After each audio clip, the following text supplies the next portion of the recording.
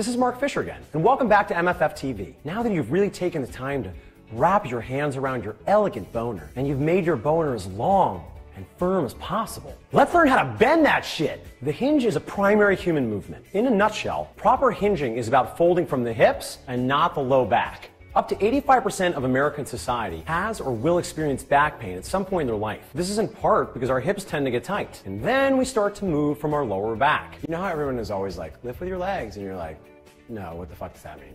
Meet Sheena. She's going to show us an example of folding from her low back. Womp womp. Here's an example of Sheena folding from her hips and keeping her spine in a neutral, happy, and centrated position. To find your hinge, let's once again start off by finding your elegant, neutral boner spine. Quick review: porn star, sad dog, Care Bear stare, high school wrestler. Then, place two jazz hands on top of each other.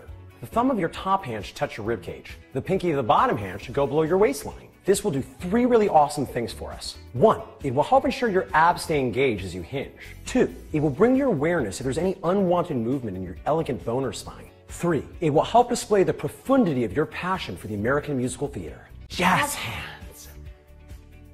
Now watch Sheena hinge from the side. She's going to soften her knees and try to touch the wall with her butt.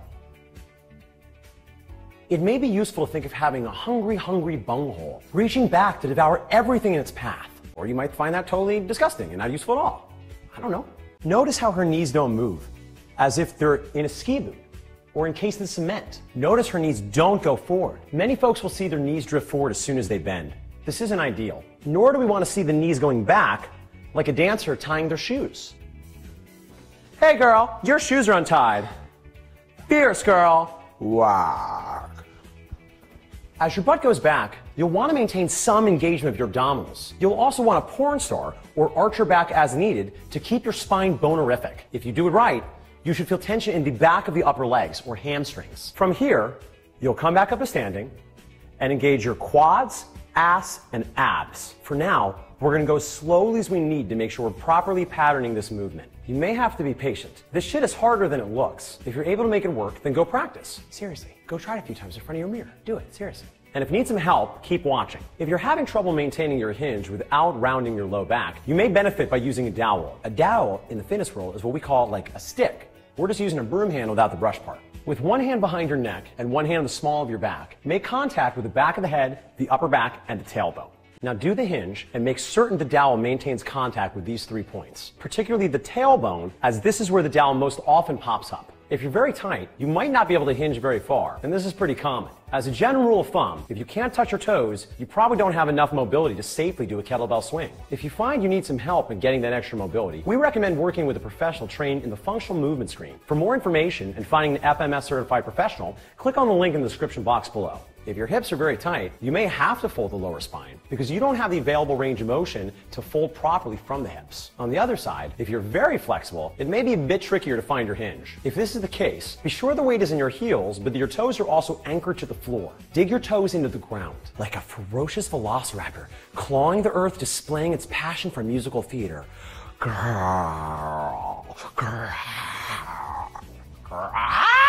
Also, if you're still having trouble getting a stretch, you may be unknowingly caving in your knees, which means they're coming closer together. In addition to keeping your weight in your heels and keeping your toes anchored, drive your knees out as you reach back into your hinge. As a general rule, you want to get your hamstrings to pull up some of that slack before you reach below tabletop. If your hamstrings don't pull up the slack, your low back will be doing this movement alone. So even if you do a great job of maintaining your arch, your low back will probably get more fatigued than necessary. When your hamstrings help out, your whole back of the body works together to share the load, like one big happy family. When the hamstrings don't get taut, the low back is all alone. Much like a young Mark Fisher Fitness playing all by himself as the sun sets in a solemn New Jersey playground, the shadows growing long, as he sings all the characters to an original musical cast recording by himself because the other children don't share his passion for the musical Godspell.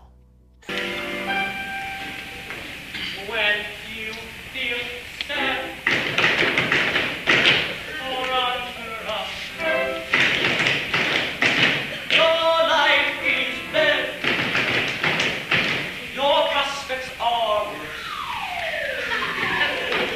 your life is Yeah, that was actually me, Godspell. Your brain can only focus on so much shit at once. In the beginning of your hinge practice, we just want to focus on your spine. Make sure you feel some engagement in the hamstrings when you're folded over in porn star, and make sure you engage your quads, glutes, and abs when you're standing tall in your long, firm, elegant boner spine. This will give you plenty to work on.